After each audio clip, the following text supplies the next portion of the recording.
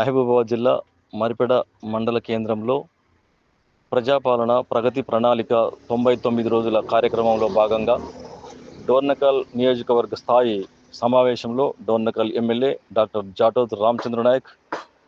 Municipal chairperson Visarapu Pragathi శ్రీపొల్లెడ్డి మరియు Dornakal municipal chairman Kondeti Rajakumari పాల్గొన్నారు. ఈ కార్యక్రమంలో Maripeda municipal vice chairman Kalam Sunitha Ravinder Reddy మాట్లాడుతూ